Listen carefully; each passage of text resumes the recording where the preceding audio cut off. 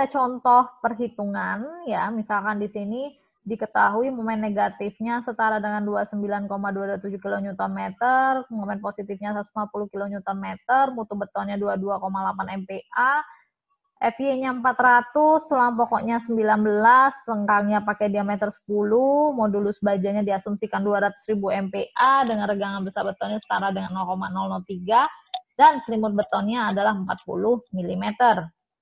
Nah, terlebih dahulu digambarkan gaya-gaya dalamnya dengan diagram tegangan-regangan yang bekerja pada suatu penampang balok. Nah, dari sini dilakukan perhitungan. Jadi kalau adik-adik ngikutin ini sebenarnya rumus-rumusnya atau dari di slide sebelumnya tentang teori tadi tuh udah bisa kalau untuk menghitung. Tapi sekali lagi harus dicermati terlebih dahulu nilai mana yang digunakan. Apalagi momen positif dan negatif itu untuk kontrolnya berkebalikan karena posisi tulangan juga diasumsikan jadi berbalik. Ya, ini prosedur-prosedur yang ditetapkan dengan penjelasan saya tadi yang sebelum-sebelumnya. Ya, adik-adik nanti bisa perhatikan aja. Ini sudah saya upload di awal-awal perkuliahan kita dulu ya untuk perhitungan ini. Kalau tidak salah di judulnya 05 sampai 08 apa ya, penulangan balok. Jadi adik-adik bisa lihat hitungannya di sana ya. Nah, ini ya. Kebutuhan penulangannya dicek nanti dapat penulangan ini, dapat kebutuhan momen positifnya. Ini rumus ini berdasarkan kopel-kopel momen yang ada di atas. Kemudian ini jangan lupa juga dikontrol jarak antar tulangan, ini harus lebih dari 25 mili baru oke ya, dia terdiri dari 2 lapis.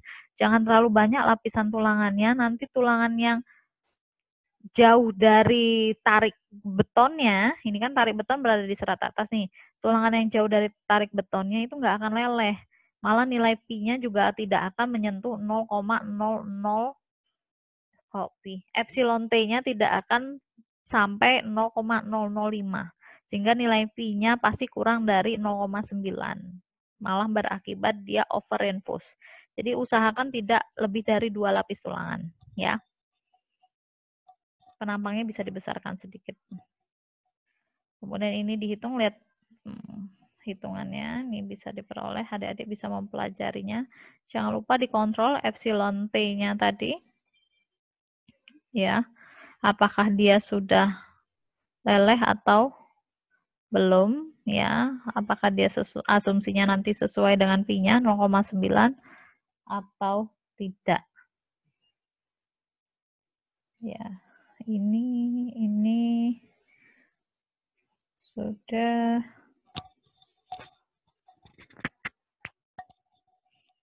Nih, atau kalau adik-adik nggak mau pusing ya, di sini pas perhitungan epsilon t-nya itu boleh diasumsikan setara dengan epsilon s. Jika epsilon s-nya itu udah lebih dari 0,005 itu pasti pi-nya 0,9. Atau mau kalau lebih jelas lagi ini bisa digunakan untuk menghitung ET. Ini epsilon t ya.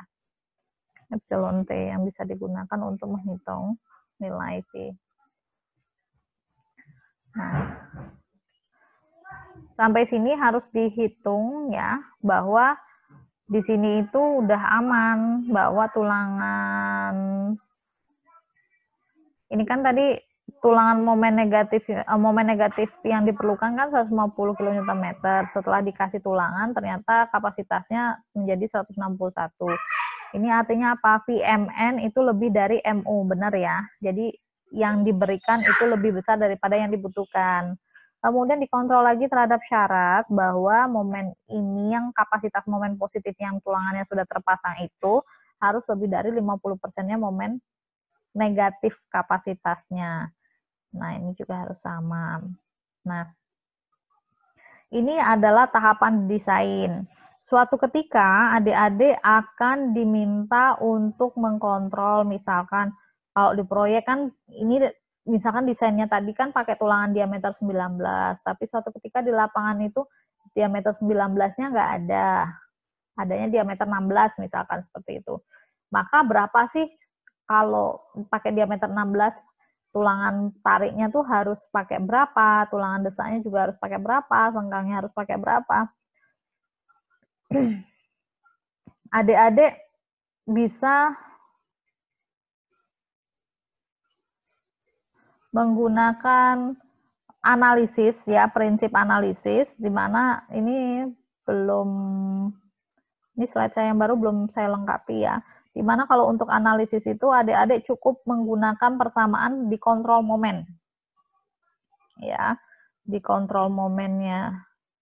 Mulai tahap nih, untuk kontrol momen positif berarti untuk penulangan daerah positif. Adik-adik mulai dari sini aja. Ya, dari sini itu bisa menggunakan prinsip analisis ini, gabungan dari analisis sama desain. Kalau yang negatif adik-adik bisa mulai dari sini, kontrol sini. Ini untuk daerah negatif. Bisa dicek nanti. Nah, gitu. Nah, sekarang untuk daerah lapangan, sebelumnya ada pertanyaan? Belum, Bu. Belum. Kita masuk ke daerah lapangan. Daerah lapangan tadi syaratnya bahwa minimal ada 2 tulangan yang menerus. Kemudian dia ini momen yang bekerjanya tidak boleh kurang dari 25% atau seperempat daripada momen maksimum. Ini max MN at either joint. Itu maksudnya adalah, ini kan di join nih, ya kan yang paling besar momen maksimumnya yang mana, daerah join ya, momen MN negatif kan. Nah, sehingga momen di bagian lapangan ini tidak boleh kurang dari 25%-nya momen negatif di daerah tumpuan. Jadi kalian harus memilih momen yang digunakan itu yang mana, momen akibat 25% MN negatif atau momen akibat redistribusi langsung. Intinya dia pilihlah yang paling besar. Ya, kemudian harus dikontrol kembali juga terhadap rho minimum atau AS minimum. Ini persamaannya. Harus dicek ya. Jadi tidak boleh dia kurang dari AS minimum. Karena dikhawatirkan sendi plastisnya itu kalau terjadi di tengah, gagalnya justru langsung di tengah, bukan di daerah tepi.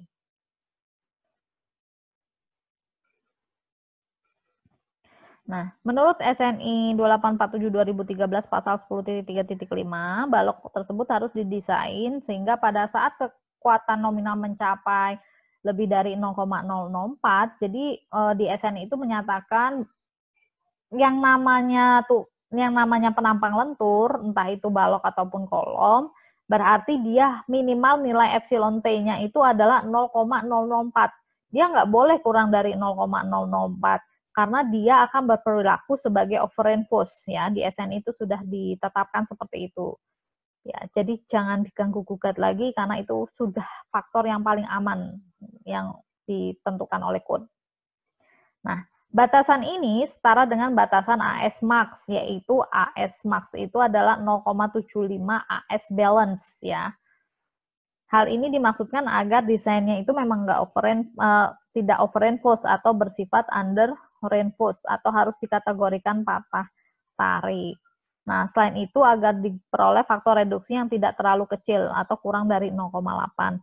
Jadi di code itu ya nilai V boleh digunakan paling kecil itu adalah 0,8. Lebih dari itu udah nggak boleh. Perilakunya pasti udah overenforce ya. Nah, ini adalah mekanisme penulangan lapangan. Biasanya tulangan lapangan itu jarang banget didesain secara tulangan rangkap karena momen yang terjadi pun tidak sebesar momen di daerah tumpuan. Sehingga biasanya cukup dengan tulangan sebelah saja atau tulangan tunggal.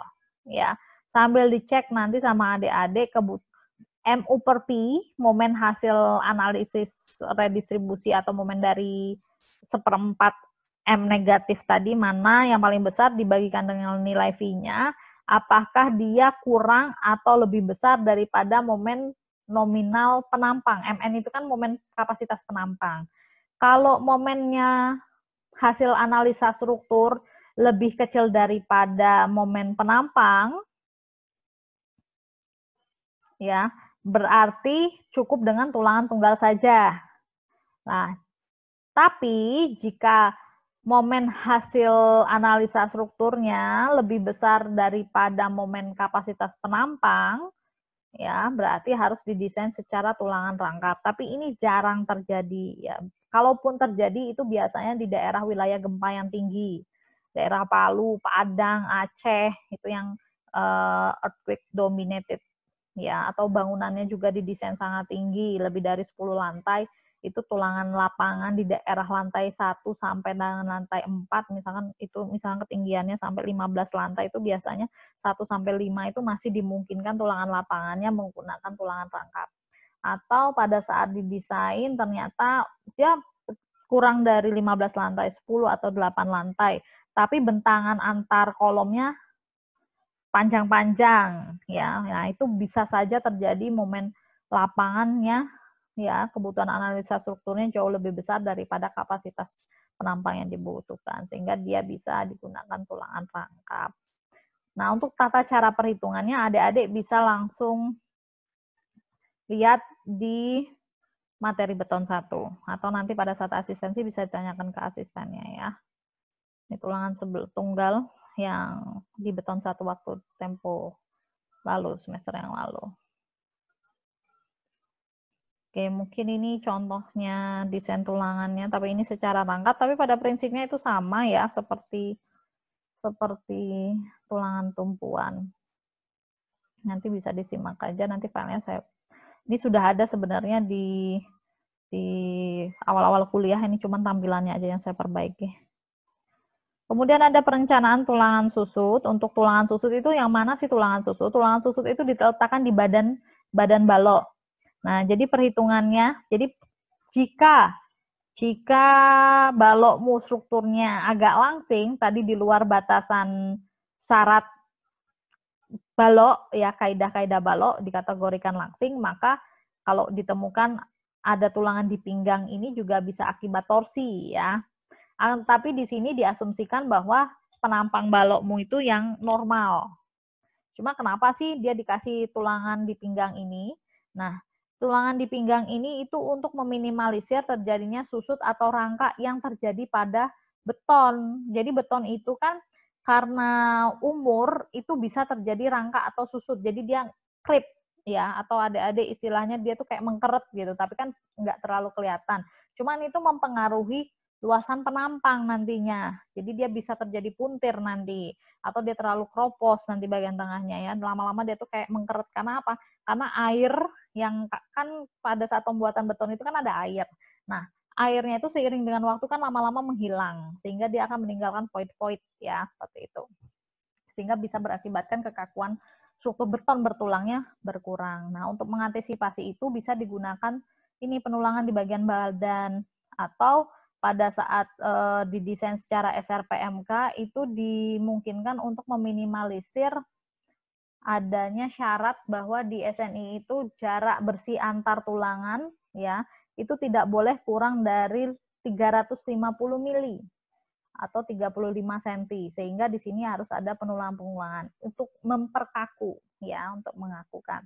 Nah, ngitung kebutuhan tulangan yang warna merah ini bagaimana? Ini ada syaratnya di SNI ya, di pasal 7.12.2.1 bahwa rho-nya ya, ini setara dengan perhitungan plat lantai sebenarnya. Apabila digunakan FY-nya 280 sampai 350, maka rho-nya setara dengan 0,002. Kalau dia menggunakan kawat atau tulangan ulir yang mutunya 420, pakainya 0,0018.